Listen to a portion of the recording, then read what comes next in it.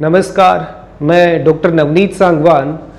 इससे पहले के 3 वीडियो में अपन ने देखा था मनी या मुद्रा होता क्या है, फिर उसका नेचर, उसके बाद में एडवांटेजेस ऑफ मनी या मुद्रा का महत्व है। आज के इस वीडियो में अपन क्लासिफिकेशन ऑफ मनी या मुद्रा के वर्गीकरण को डिस्कस करने जा रहे हैं। मेनली इसको 2 पार्ट में डिवाइड करा जाता है। एक तो आपका परंपरागत वर्गीकरण जो आपका बेसिक माना जाता है, जिसे ट्रेडिशनल क्लासिफिकेशन बोलते हैं, और दूसरा है मॉडर्न क्लासिफिकेशन या आधुनिक वर्गीकरण। आज के इस वीडियो में अपन सिर्फ ट्रेडिशनल क्लासिफिकेशन है उसका 80% पार्ट है वो कवर करेंगे।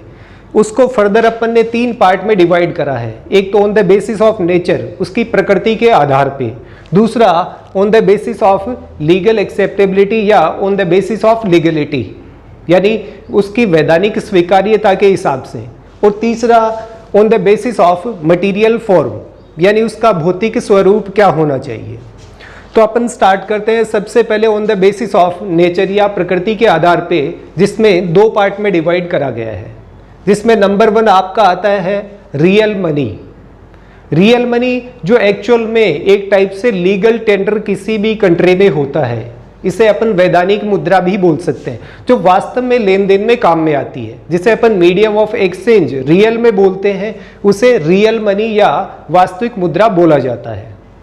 सेकंड है आपका अकाउंटिंग मनी, हिसाबी मुद्रा, यानी जो अकाउंटिंग या लेखे जोखे में काम में आती है वो आपकी हिसाबी मुद्रा या अकाउंटिंग मनी होती है।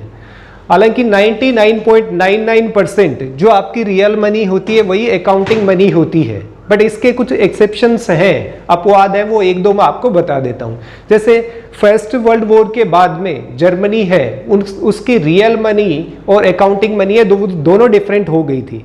रियल मनी तो आपका जर्मन मार्क है, उसी को रखा गया था, और अकाउंटिंग के पर्पज से उन्होंने आपके फ्रांस के फ्रैंक को एक्सेप्ट करा था। और सिमिलरली आपका दूसरा जो करेंसी उन्होंने एक्सेप्ट करी थी वो थी अमेरिकन डॉलर। ऐसे ही 1933 में अमेरिका में भी ऐसा हुआ था, उनकी रियल मनी है वो डिफरेंट थी और आपकी अकाउंटिंग मनी है वो डिफरेंट थी।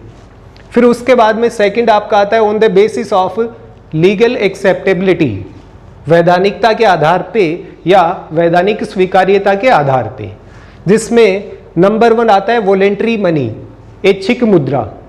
ये ऐसी मनी होती है जो जनरल पब्लिक है इन जनरल एक्सेप्ट करती है, यानी इसको लीगली किसी स्टेट द्वारा डिक्लेयर नहीं करा जाता है। जैसे फॉर एग्जांपल आपका चेक हो गया, बैंक ड्राफ्ट हो गया, या लेटर ऑफ क्रेडिट हो गया, साख पत्र जिसको बोलते हैं। स्टार्टिंग में इंडिया में ये आपके वॉलेंट्री मनी या ऐच्छिक मुद्रा में आते थे। हालांकि नेगोशिएबल इंस्ट्रूमेंट्स एक्ट के अकॉर्डिंग आजकल इनको लीगल है वो डिक्लेयर कर दिया गया है। फिर सेकंड आता है लीगल मनी या वैधानिक मुद्रा। लीगल मनी वैधानिक मुद्रा वो होती है जिसको कोई भी स्टेट या कंट्री, स्टेट का मतलब यहाँ पे कंट्री से है, कंट्री उसको डिक्लेयर करती है और जनरल पब्लिक को 100% केस में उसे एक्सेप्ट करना पड़ता है। फिर अपन आते हैं थर्ड पार्ट पे, जो on the basis of material form, भौतिक स्वरूप के आधार पे मुद्रा किसे कहते हैं। भौतिक स्वरूप या आपके मटेरियल फॉर्म की बात करी जाए तो उसमें जैसे सिक्का हो गया या फिर कोई भी वस्तु या कमोडिटी होती है उसे मनी डिक्लेयर कर दिया जाता है, या फिर करेंसी नोट्स हैं उनको भी अपन उसके फिजिकल शेप में काउंट कर सकते हैं। जिसमें सबसे पहले आपका कमोडिटी मनी या वस्तु मुद्रा आती है। कमोडिटी मनी में गवर्नमेंट क्या करती है, किसी भी कमोडिटी को आपकी एज ए मनी डिक्लेयर कर देती है, यानी कोई भी वस्तु हो चाहे वो किसी भी फॉर्म में, उसे सरकार डिक्लेयर कर देती है कि इसे मनी माना जाएगा, तो वो आपका कमोडिटी मनी हो जाता है।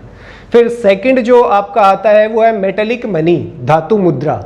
मेटेलिक मनी क्या होता है, उसको फर्दर 3 पार्ट्स में डिवाइड करा गया है।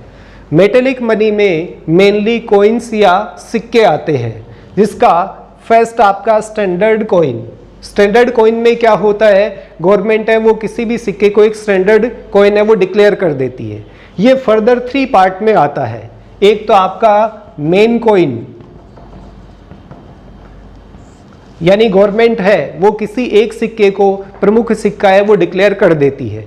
जितनी भी कमोडिटीज आती हैं, चाहे वो आपके गुड्स के फॉर्म में हो या सर्विस के फॉर्म में हो, उन सब की वैल्यू इस मेन कॉइन में आराम से मेजर करी जा सकती है, मापी जा सकती है। फिर सेकंड जो इसका पार्ट आता है उसमें फेस वैल्यू है वो आपकी इक्वल होती है मेटेलिक वैल्यू की। मान लीजिए आज की डेट में अपने 10 रुपए का सिक्का है, तो इस पे जितने भी मेटल्स आते हैं चाहे वो कॉपर हो या दूसरे हो, वो आपके इक्विवेलेंट टू ₹10 होता है। यानी आपके पास जो सिक्का है उसे आप गलाने के बाद में मार्केट में सेल करते हैं तब भी आपको 10 रुपए के बराबर उसकी वैल्यू मिल जाती है। इस केस में क्या होता है कि कोई भी आपका कॉइन होल्डर होता है, सिक्का रखने वाला व्यक्ति है, उसको नुकसान नहीं होता है। लेकिन कई बार गवर्नमेंट इसमें फेस वैल्यू थोड़ी ज़्यादा रखती है। रीजन बीइंग इस सिक्के को, मेटल को कॉइन का शेप देने में जो खर्चा आता है वो आपके फेस वैल्यू में ऐड कर दिया जाता है। जैसे 1931 के आसपास आपके रानी विक्टोरिया के सिक्के इंडिया में चलते थे, वो इसका बेस्ट एग्जाम्पल आपका माना जाता है, face value equal to metallic value के। फिर एक इसमें थर्ड आता है जिसे अपन फ्री कॉइनेज कहते हैं, यानी स्वतंत्र ढलाई। ये वो होता है जहाँ पे आपका स्टेट या आपकी गवर्नमेंट आपको अलाउ करती है कि आप किसी भी टकसाल पे जाके कोई भी सिक्का है वो आप उसमें एक पर्टिकुलर मेटल के साथ में आप उसमें ढलाई करवा लें और फिर उसमें मार्केट में अपने अकॉर्डिंग यूज़ करें। लेकिन गवर्नमेंट उसमें कई बार कुछ एक्स्ट्रा चार्ज लगा देती है, तो उसे चार्ज के रूप में देखा जाता है, और कोई गवर्नमेंट चाहे तो उसे कंप्लीट फ्री कर सकती है। ये 3 क्वालिटी आपके स्टैंडर्ड कॉइन्स में देखने को मिलती है। सेकंड आपका टोकन कॉइन आता है, सांकेतिक सिक्का। सांकेतिक सिक्के के केस में क्या होता है कि ये छोटे पेमेंट्स में यूज में लिया जाता है। जैसे आपके कोई छोटा मोटा पेमेंट करना है, जैसे 100 रुपए का करना हो गया, 200 रुपए का करना हो गया, तो इन सब पर्पज से आपका टोकन कॉइन है उसको यूज में लिया जाता है। जनरली ये आपकी इंफीरियर क्वालिटी का जो मेटल होता है, घटिया क्वालिटी के जो धातु होते हैं, जैसे आपका कॉपर, तांबा हो गया, निकल हो गया, उन सब के द्वारा इस टोकन कॉइन को प्रिपेयर किया जाता है या उनकी ढलाई है वो करी जाती है। फिर थर्ड आता है आपका सब्सिडरी कॉइन, गौण सिक्का। सब्सिडरी कॉइन है वो बहुत ही छोटे पेमेंट में यूज में लिया जाता है। जैसे इंडिया के कॉन्टेक्स्ट में मैं एग्जांपल लूँ, हालांकि आजकल वो सिक्के चलते नहीं, जैसे 5 पैसा हो गया, 10 पैसा हो गया, 20 पैसा हो गया, 25 पैसा हो गया, ऐसे जो कॉइन्स पहले चलते थे उनको आपका गौण या सब्सिडरी कॉइन बोला जाता था। ऐसे सिक्कों की इंडिया में मैक्सिमम लिमिट एक्सेप्टेंस की है वो 25 रुपीज़ की होती है। यानी आप किसी भी पर्सन को पेमेंट कर रहे हैं तो मैक्सिमम 25 रुपीज़ तक आप उसका पेमेंट है वो कर सकते हैं 5, 10, 15, 20, 25 पैसे के सिक्कों के थ्रू। फिर उसके बाद में जैसे 50 पैसे का, 1 रुपए का सिक्का है वो भी आपके सब्सिडरी या गौण में इंक्लूड करे जाते हैं। फिर फर्दर जो नेक्स्ट आपका आता है वो पेपर मनी या पत्र मुद्रा होता है। तो पेपर मनी और modern classification of money upon next video में डिस्कस करेंगे। रीजन बीइंग ये लेंदी वीडियो हो जाएगा। तो आज के लिए इतना ही। Thank you. जय हिंद, जय भारत।